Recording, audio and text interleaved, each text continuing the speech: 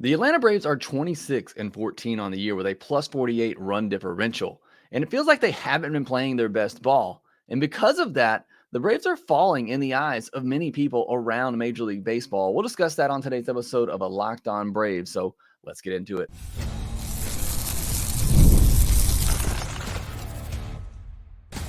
You are Locked On Braves, your daily Atlanta Braves podcast, part of the Locked On Podcast Network, your team every day. Hey, and welcome back to Locked On Braves, part of Locked On Sports Atlanta, where we cover your favorite Atlanta sports teams each and every day. I am your host, Jake Mastriani. You can follow me on social media at ShortstopBall. Check out my written work at BravesToday.com. Follow the podcast on social media at LockedOn_Braves. Send in any comments, questions, feedback that you have for the podcast. Want to make this the best possible Braves podcast for you out there. If you're watching on YouTube, hit that subscribe button and that thumbs up button as well to help support the show. You're listening on the audio version, as many of you still are. That's how I subscribe to listen to my favorite podcast out there. So I appreciate your support. You can also continue that support by leaving me a 5-star review on Apple, Spotify, wherever it is you get Locked On Braves podcast. If you're an everydayer, let me know down in the comments section below. Always enjoy hearing from those of you who listen to us every day here at Locked On Braves. Today's podcast, we'll talk a little bit about Wednesday's game. Not much to cover there. Then we'll do our Around the League segment where I want to focus on the Atlanta Braves and how they're slipping in the eyes of many people around baseball. Despite their good record, despite their good run differential and all of that, Braves just haven't been playing their best baseball. And many people are starting to catch on to that again, despite all the wins that they've been racking up. And then we'll briefly get into this weekend's series against the Padres, preview some of that, although I have more from that on Friday as I'm going to have a crossover episode with Javi Reyes from Locked On Padres. So that's going to be a lot of fun. Always a good time talking to Javi, who's a very fun guy to discuss baseball with. So looking forward to that conversation with him. Before we get into all that, though, I want to let you know this episode is brought to you by eBay Motors. From brakes to exhaust kits and beyond, eBay Motors has over 122 million parts to keep your ride or die alive. With all the parts you need at the prices you want, it's easy to bring home that big win. Keep your ride or die alive at ebaymotors.com. Eligible items only. Exclusions apply. eBay guaranteed fit. Only available to U.S. customers. Well, the Braves couldn't finish off the sweep on Wednesday against the Cubs. They lose that one 7-1. It was really one of those games that was over from the beginning, kind of like the game the Braves had the other night where they put up a 4-run spot in the first inning. And with the way the Braves pitching has been pitching as of late, you felt like that game was over. Kind of similar feeling here with the Braves falling down 4-0 early, and with the way the Braves offense has been for the most part over the last several weeks, you kind of felt like this one was over. 4 times this year, the Braves have won the first 2 games of a series, but couldn't finish off the sweep. So you hate to see that. Sweeps are hard, especially when you've shut out the team the first 2 games. You know, just law of averages, they're going to score eventually. Felt like a lot of things went right for the Cubs in this game. A lot of things went wrong for the Braves. But they aren't able to finish off the sweep of a good Cubs team. They do have sweeps over the Diamondbacks, Astros, and Marlins this year, and the Red Sox, if you include that 2-game sweep, although that's not much of a series in my mind. But the Braves have been able to get some sweeps done this year. It just feels like they've had several opportunities to, finish some off and just haven't been able to do so. Ronald Acuna Jr. got the day off on Wednesday, and that's pretty significant. We just don't see that a lot. And I thought the timing of it was kind of odd because in my mind, I feel like Ronald's been making better contact as of late. I've seen much better swings from him as of late. So to give him that break now just seemed kind of odd. I get the timing of it because it's with the off day on Thursday. You get a chance to rest him on Wednesday and Thursday. And Snitker, kind of a vague quote, but essentially, kind of said he looked down the dugout. He said, kid looks tired, time to give him a break. And I get that. Probably should have given him that break a week or 2 ago, in my mind, if you were going to do that. We'll see if this leads to more off days for Ronnie, though. I mean, it's been something we've talked about a lot with these Braves players who just don't get days off. And we'll see if that starts to become a trend for Brian Snitker now to give Ronnie, maybe Matt Olson, although I don't know.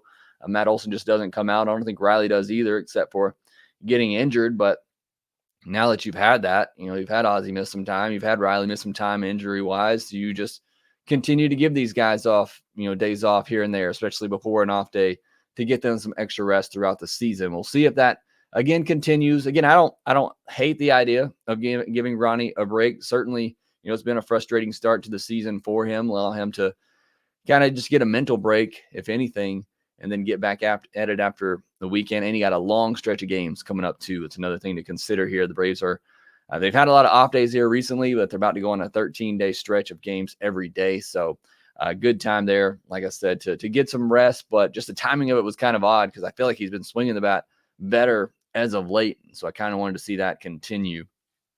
Getting into the game on Wednesday, a rough outing for Charlie Morton, but I don't know. I watched that. There's nothing that concerned me really in that one. The pitching staff was kind of due for one of these games. Like I said, it's one of those games where it felt like everything went wrong for the Braves. Everything went right for the Cubs. And that's going to happen over 162. I saw some fans commenting that there's been too many of those games so far this year. And hey, maybe you get them all out of the way here early on and it's smooth sailing the second half of the season and hopefully into the postseason. If that's the case, I'll take all of these kinds of games now. But, especially you're coming off of 2 games that you've won against this team where you've shut them out. You knew, again, something was going to start going their way eventually. First inning just got away from Charlie Morton. He gives up a home run, first pitch of the game. Thought it was a pretty good fastball away, just a really good swing. And then just some bad luck from there on out. Suzuki, flares one into right field. I don't know why he went to second. That should have been an easy out there. And if Orlando holds on to that ball and puts the tag on him, it is an easy out. And if that happens, Charlie Morton probably gets out of that inning, only giving up the 1 run, facing 4 or 5 batters. But that wasn't the case. Orlando, unfortunately, couldn't hang on to it. He did make a great play to get it out later in the inning. I just didn't feel like there was a ton of, hard contact against Morton in this one. Maybe he pitched around Mastrobuoni, who he walked on 4 pitches, which why you pitch around Miles Mastrobuoni, I don't know. But either way, it set up a right-on-right matchup with Nick Madrigal, which I understand, light-hitting hitter. And then he does what a light-hitting hitter does. He puts the ball in play and puts it in the perfect spot where Zack Short, had to dive for it. And then there just wasn't a play to be made. Then he hits a batter who was squaring around a bunt and his foot was basically on the plate. I don't know why that's allowed to be legal. I don't know why the Braves didn't push to challenge on that. But either way, he hits the guy in the back leg that brings in a run. It just, nothing kind of went his way in that inning for Charlie Morton. He did strike out the side in the 3rd inning, but a walk and his own throwing error led to a 4th run. So he wasn't sharp for sure. Had several walks. I talked about it coming in, how he really had done a much better job of limiting the walks. But there just also was a ton of bad misfortune for Charlie Morton in this one. So it's nothing that concerns me going forward with Charlie Morton. Again, I thought the stuff was good. It's just things kind of spiraled on him there in that 1st inning. And then at that point, just go ahead and get him out of there. And you got the off day on Thursday. Thankfully, Ray Kerr, Jesse Chavez were able to eat up some innings. So the Braves bullpen should be very fresh again with this long stretch of games coming up that they had. For the offense, feels like maybe 1.5 step forward, 2 steps back kind of thing that's been happening with them here lately. They show signs of kind of breaking out. And then they have games like this, obviously with no Acuna, no Riley in the lineup, it's going to be even that tougher to put up some runs, although, those guys haven't necessarily been crushing it as of late. But you hate to follow up a 7-run performance with a 1-run performance. But again, you look inside the underlying data, you look at things up and down. Every starter reached base except for Jared Kelenic, who he just had one of those awful nights. And, I've praised Jared Kelenic for the defense, and I still think at the plate every now and then you're seeing some good at-bats. That just was not the case on Wednesday. All of his at-bats were pretty much terrible, struck out 3 times. But everybody else in the lineup, contributed in some way, either had a hit or a walk. Michael Harris at the top and Ozzie were the only starters that didn't have a hard hit ball, and they each still got a hit in this one. 10 of their they had 10 of the 14 hardest hit balls in this game. Those are still all very encouraging signs, even if they didn't quite get the results, didn't put up the numbers. I still thought they made a lot of quality contact. Again, just, I hate to keep saying it, but just one of those nights. I mean, what is Adam Duvall supposed to do when he rips the ball 100+ miles per hour and Christopher Morel just happens to be in the perfect spot to catch it? So again, I know fans don't want to hear it because we've been talking about it for 2-3 weeks now, but still, at the beginning of that stretch, we weren't seeing up and down the lineup where everybody was doing something, everybody was making hard contact. I feel like we've seen more of that over the last week or so where everybody's kind of been contributing. Everybody's been having at least one or two good at bats throughout the game, making hard contact. And again, you do that more often than not, you're going to have good results. Just wasn't the case for the Braves on Wednesday. Well, we got to talk about Zack Short because the statue probably needs to start getting built now for Zack Short. He was 2 for 5. He had 3 hard hit balls. He drove in the lone run of the game for the Braves on Wednesday. Since taking over for Austin Riley, he's 4 for 10 with 4 walks, 4 runs scored, 2 RBI, and 1 stolen base. Not to mention, he's playing great defense over there at third base. Like, I'm not saying the Braves have found something here, but he's been impressive with how he's pretty much, either walked or squared up a baseball in his last 2.5 games since taking over for Austin Riley. But what I love to see, and we've seen it over the years, whether it was a Travis Demerit stepping in a couple of years ago, whether it was a Nicky Lopez last year, the Braves just seem to be able to find these guys. Kevin Pillar too, who, he got more run than just kind of a fill-in guy, but the Braves seem to have these players, to be able to find these players that, can step in for whether it be a short period of time or whatnot, that they just are ready to go when their number is called. Look, Zack Short's a guy that's already been let go by 2 teams this year. He's batting over 200 in his career, or batting under 200 in his career at the major league level. But here he is getting a shot with Austin Riley injured and not going on the IL. And I said, if he went on the IL, I think David Fletcher comes up and he starts at third base. But with him not going on the IL, you pretty much have to run Zack Short out there, and he's taken advantage of the opportunity. So you love to see that. You love to see the Braves, get guys like that who, just get a chance and they make the most of it. And that certainly seems to be what Zack Short has done there. It's been a hot little stretch. Hopefully Austin Riley's back over the weekend and back in the lineup. But again, kind of like I said with Nicky Lopez last year, it's just one of those guys. He comes in, he gets a chance, he makes the most of it, and he becomes a Braves legend. And I feel like Zack Short has done that in a short amount of time here with the Braves. All right, next we'll do our Around the League segment. We'll look at the power rankings where the Braves just continue to slide despite, winning several games here as of lately. We'll also look at who have been the hottest hitters and pitchers around the league. We'll do all that here next.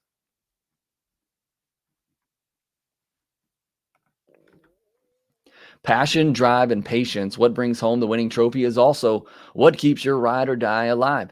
eBay Motors has everything you need to maintain your vehicle and level it up to peak performance.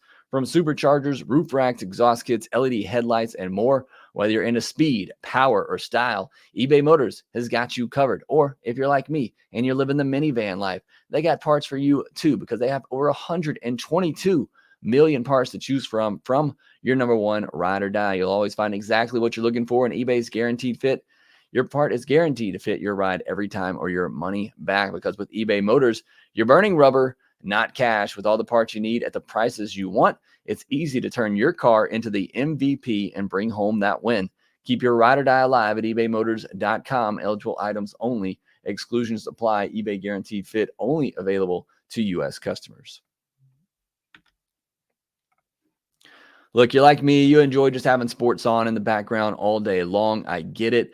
But if you're tired of hearing all this shouting on Fox Sports, ESPN, Stephen A. Smith, all those guys that just like to say a bunch of nonsense, have no idea what they're talking about, make the switch to Locked On Sports Today. It's a free 24/7 sports streaming channel program for you every day to bring you the biggest stories without all the screaming. Locked On Sports Today brings you can't-miss analysis, opinions, and news streaming 24/7 on YouTube or the free Amazon Fire TV channels app, part of the Locked On Podcast Network, your team every day.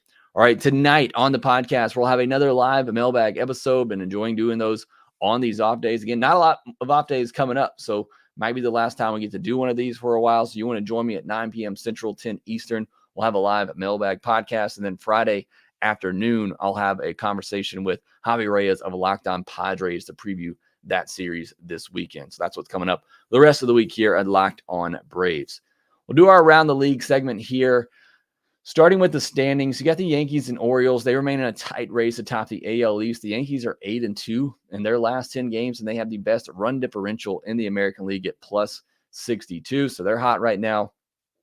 Guardians are a couple of games ahead of the Royals and Twins in what has become a very fun and interesting division there. I love watching that Royals team. They're really fun to watch. They have some young talent, Bobby Witt, Michael Garcia, but I love the fact that they brought in some veteran guys, Seth Lugo, Michael Wacha as well in there to kind of sure up that pitching staff, and they're having a lot of success. So that's been fun to watch. Mariners are 1.5 games up on the Rangers in the AL West.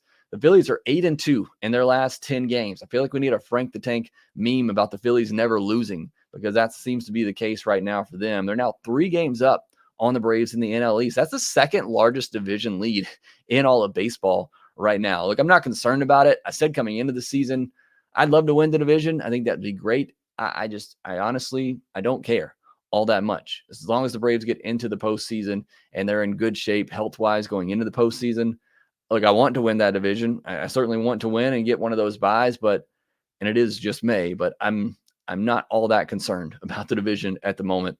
Brewers are 1.5 games up on the Cubs. Dodgers are 7.5 games up on the Padres and the D-backs. I said last week that NL West is it's over at this point. Dodgers lead all of baseball with a run differential of plus 81. If the season ended today, the Braves would play the Cubs at home in the wild card round. And we just saw the Braves, take care of the Cubs at home pretty convincingly. I know they lost the last game 7-1, but that would be the postseason matchup if the season ended today. So that's why I'm not all that concerned, especially in the middle of May with the standings at the moment. Let's take a look at the power rankings that we have by our experts at Locked On right now. And this is where I want to discuss. You have the Braves here at 4, with the Orioles at 1, the Dodgers at 2, the Phillies at 3. I think you could probably argue the Dodgers should be at 1. But either way, and I've even seen there's some power rankings out there that have the Yankees ahead of the Braves, and the Braves falling all the way down to 5. And that to me is just, I get it. I mean, the Braves are 26-14. I think on paper, they're still one of the best teams in baseball. But I think if you're watching the games and you're seeing the way this Braves team has played here as of late, I can understand why people would maybe move them down in a power rankings, just because they haven't been clicking on all cylinders. I talked about it the other day, or I sent out a tweet that showed, over the last 20 games or so, the Braves pitching staff has been one of the best in baseball, top 5, definitely top 10, but their offense has been one of the worst in baseball. Now, that's not going to remain. We know that. But again, if you're just looking at it in the here and now, I can understand why some people may slide the Braves down in the power rankings a little bit, just because they haven't really been playing great on both sides of the ball. Now, I would also like to point out the Braves have recently played the Dodgers, the Guardians, the Cubs. They just played the Mariners. They played the Rangers this year. They're about to play the Padres. They just played the Red Sox. I mean, all those teams are in our top 15 here. When do the Braves get their stretch against the Angels, the Cardinals, the Pirates, those teams of the world? When do the Braves get their good stretch against those teams? Hopefully that's coming up, but it has been a pretty difficult schedule for the Braves so far. And again, they're still 26-14. I can't stress that enough.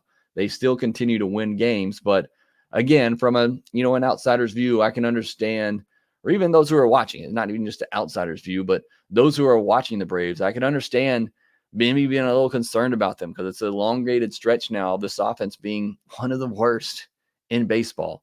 And again, I believe that will turn around. I know that will turn around. But just looking at things the way they are now, I'm fine with the Braves just kind of being in that top 5. And honestly, again, it's the middle of May. I'm not all that caught up in it. Offensive leaders, I wanted to look at who's been hot lately. Last 15 days, Shohei Ohtani, just unreal. 452, 531, 857 in the last 15 days with 5 home runs. Aaron Judge, who was off to a slow start, he's slashing 378, 500, 867 with 5 home runs and 7 doubles in the last couple of weeks. Brent Rooker, who is somebody I know a lot of fans have asked that maybe the Braves should look at to trade for. He slashed 400, 474, 780 with 5 home runs and 4 doubles over that span. Bryson Stott and Bryce Harper for the Phillies have been great here lately. Stott slashing 412, 551, 647 with 12 walks and 5 stolen bases. Bryce Harper 364, 481, 682 with 4 home runs and 10 walks. I want to mention Marcell Ozuna. He wasn't quite in the top list here, but he's slashing 325, 417, 575 with 7 walks rather, and 3 home runs over the last 15 days. As he is, I don't know that he ever really cooled down, but he is definitely starting to heat back up, it looks like, for the Braves there. Pitching leaders, who's been hot over the last 15 days, Dylan Cease, 28 strikeouts and 19 in the 3rd innings with just 9 hits allowed. Braves are going to see him over the weekend, likely in this 4-game set that they have coming up. That's going to be a tough matchup. Chris Sale, 28 strikeouts as well in his last 18 innings pitched with just 1 earned run allowed. He's been fantastic. Seth Lugo, who I mentioned earlier for the Royals, 25 strikeouts in his last 21 and 2/3 innings with just 12 hits allowed. Garrett Crochet, another pitcher the Braves have faced this year when he was really hot. He seems to be heating back up after a little bit of a cold stretch. 23 strikeouts in his last 17 innings with just 11 hits allowed and only 1 earned run. Shota Imanaga, another pitcher the Braves have faced recently, 23 strikeouts in his last 19 innings with just 2 earned runs allowed. So those are your players who are hot both offensively and on the mound over the last 2 weeks. Looking at the news, this is really only news for those Braves fans who still are cheering for Michael Soroka, concerned for Michael Soroka. He has been moved to the bullpen for the White Sox, and he doesn't quite qualify anymore, but if he did, he would rank dead last in all of baseball with an ERA of 6.39. Things have not been going well for Michael Soroka. White Sox have given him a long stretch. That was one of my complaints last year, is that he just never got a long look at the big league level to get a chance to, kind of figure things out. Well, he's gotten that this year with the White Sox, and it has been disastrous for him. He's 0-5 with that 6.39 ERA, a 1.51 whip in 9 starts, just 24 strikeouts in 43 and 2/3 innings. You hate to see it for the guy. I know I'm certainly one that's been cheering for him, wanting him to get this opportunity and this chance to see if he could get back somewhere close to his old self. I don't think anybody ever thought he would become that top of the rotation arm again. And I mean, he's still young. Even after all this, I'm not quite ready to give up on the guy, but it has not gone well for him. Hopefully a move to the bullpen, look at him in shorter stints. Maybe he put some things together. It's worked out for Jared Schuster, who the White Sox put in the bullpen, and he's been pretty good for them in that role so far. But again, just hate to see it for Michael Soroka. Good guy. He's gone through a lot. Really want to see him get back and to be able to pitch at a high level, but it has not gone well for him this year with the White Sox, and he's going to be a free agent after the season. I don't know who's going to take a chance on him at this point. I mean, he's heading towards a minor league deal, and if that's the case, hey, maybe the Braves get back involved again. But either way, just hopefully want to see him end the year on a good note. This from Sarah Lang. The Dodgers have allowed 4 runs or fewer in 22 consecutive games. Dodgers are just really, really good. And that's why I said, for me, they're the best team in baseball right now at the moment. I would put them number 1 in the power rankings, but they've just been on fire here as of late. Astros pitcher Ronel Blanco was ejected and then suspended 10 games for having a foreign substance on his glove. Well, that was some big news over the week. Of course, it had to be an Astros guy, so lots been made about that. Paul Skeens kind of up and down in his big league debut. I watched that. It was a really fun debut. He had big 100-mile-per-hour stuff. I had 2 strikeouts in the first inning, 7 strikeouts, I believe, overall, but had to leave the game early, not because of any injury or anything, just because the Pirates, he was at, I believe, 85 pitches. But that's a lot of fun. Anytime he takes the mound right now, Paul Skeens is must watch. And then Ipi Mizuhara, Shohei's interpreter, pled guilty to federal charges of felony bank fraud. So again, I think that situation's kind of wrapped up and done with, which happened rather quickly. The guy did not put up much of a fight. We got to take, I know there's still plenty of people out there that are just not going to believe it, and they're going to think Ohtani was involved in it in some way.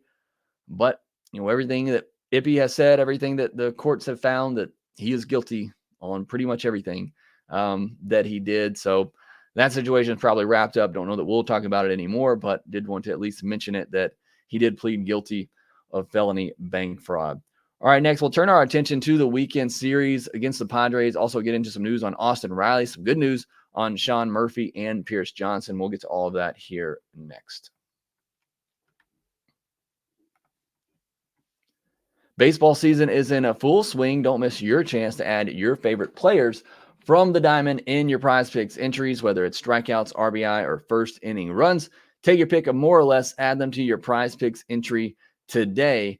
PrizePicks is America's #1 fantasy sports site with more than 3 million members. It's also the most easy and exciting way to get in on all the action to watch your favorite sports and players. You just pick more or less on certain player stats and watch the winnings roll in. I'm opening up my PrizePicks app now. The Braves don't play today, but there's plenty of action out there. Brent Rooker, I mentioned earlier, they have him for 1.5 hitter strikeouts. You can pick more or less on that. Aaron Judge, somebody else I talked about lately that's been hot. They have him with a hitter fantasy score of 8, so you pick more or less on that. They even have Vaughn Grissom out here. They have him at 1 or at half, 0.5 hitter strikeouts. So you can pick more or less on that as well. All you got to do, download the PrizePicks app, use our code LOCKEDONMLB for a first deposit match up to $100, and then just pick 2 to 6 players and pick more or less on stats like hits, first inning runs, hitter strikeouts, pitcher strikeouts, and so much more. Do all of that on the PrizePicks app today. And again, use our code LOCKEDONMLB for a first deposit match up to $100. Pick more, pick less. It's that easy with PrizePicks. The Braves will take on the Padres this weekend, a 4-game wraparound series. It'll go from Friday to Monday. Don't always love that, but it is what it is. And the Braves taking on the Padres, who just got swept at home by the Colorado Rockies. I don't love that for a team that should be as good as the Padres are. They're coming off getting swept. So it's kind of like after you shut out a team for 2 days, you know they're going to score eventually, and you're facing a team that just got swept at home. You know they're going to win and want to turn things around pretty quickly. And the Padres are playing really good baseball before that. They had just won series against the Reds, Diamondbacks, Cubs, and Dodgers before getting swept by the Rockies. So it seemed like they were on an upward trend. And then I don't know what happened against Colorado. We'll have to talk to Javi on Friday to see what happened there. But either way, they're coming into Atlanta after an off day on Thursday and after getting swept at home by the Rockies. Who's hot right now for the Padres? Jake Cronenworth has an 848 OPS in his last 12 games with 3 doubles and 3 home runs. Jerickson Profar has been hot all year for the Padres. He has a 945 OPS in his last 13 games with 3 homers, 6 walks, and 2 stolen bases. And then Fernando Tatis Jr., an 826 OPS with 2 homers in his last 13 games, but 16 strikeouts as well. So kind of racking up the strikeouts. But those are 3 of the hotter hitters for the Padres coming into this series. Pitching matchups look like this. Max Fried versus Matt Waldron on Friday. Matt Waldron is a knuckleballer. He throws it 35% of the time. It comes in around 77 miles per hour, so that'll be interesting to see all the struggles that the Braves offense have had this year, and now they have to face a knuckleballer. So we'll see, again, how that goes for them. Batters are hitting just .214 against that knuckleball with a 25% whiff rate. It'll be Bryce Elder versus Yu Darvish on Saturday. And, you know, I hate to point to these matchups with Bryce Elder, and I don't want to just call it an auto loss, but when you're going up against Yu Darvish, who hasn't given up a run in his 3 last starts, that's going to be a rough matchup for the Braves to win, but hopefully he's on it. We know the Braves will have Ronaldo Lopez on Sunday and then Chris Sale on Monday. Joe Musgrove could be coming off the injured list to start one of those games. You also have Randy Vasquez, who just started a game for the Padres. Dylan Cease is probably going to pitch in either that Sunday or Monday game. Michael King could be an option for that Monday game as well. So we'll see how all that shakes out in that series. But we know the Braves have it lined up to be Fried, Elder, Lopez, and Sale. So again, you got 3 of your best starters going in this series. So hopefully that will lead to at least 3 wins for the Braves in that series against the Padres. Again, we'll talk more about this one on Friday when we have Javi Reyes from Locked On Padres on here to discuss everything Padres and get into that series. I want to finish up here with some news. Austin Riley could be back this weekend. He's trending in the right direction, but do you want to take him out with Zack Short and how he's playing right now? Obviously, you want Austin Riley back in there. Again, he was showing good signs before he got hurt, and hopefully he can pick things back up. Sean Murphy could begin a rehab assignment as early as next week. That's not necessarily been confirmed, but Alex Anthopoulos hinted that could happen, so that could be great news. Like I said, could be getting him back by the end of May, maybe in the next couple of weeks. So that'd be great to have his bat back in there. And then Pierce Johnson set to be back this weekend. He himself said, you know, he feels like he's ready to come back off the IL on Friday. So could be getting another good arm back in the bullpen. I would imagine it's either going to be Ray Kerr or Jackson Stevens that gets sent back down. Ray Kerr has options. I know he's been really good, and he's kind of the lefty in there to replace Matzik, but you still have Aaron Bummer. You still have AJ Minter, so it's not necessary to keep that lefty up there, but I think he's earned it. I think Ray Kerr has earned it, but it'll either be him or Stevens that gets sent down. That will do it for today's episode. I do want to remind you once again that Locked On has launched the first ever national sports 24/7 streaming channel on YouTube, and it's now available on Amazon Fire TV and the free Fire TV channels app. Again, Thursday night, 9 p.m. Central, 10 Eastern, we'll have a live mailbag episode. Get your questions ready for that. I'll send out a tweet from LockedOn_Braves. You respond to that tweet with your question to be answered on Thursday night's mailbag episode. And then on Friday, we'll have a crossover episode with Javi Reyes from Locked On Padres. Make sure you're subscribed to Locked On Braves on YouTube. Hit that thumbs up button as well. Follow us on social media at shortstopball, at LockedOn_Braves, and make sure that you rate, review, and subscribe to the Locked On Braves podcast wherever you get your podcast. And we will talk to you next time.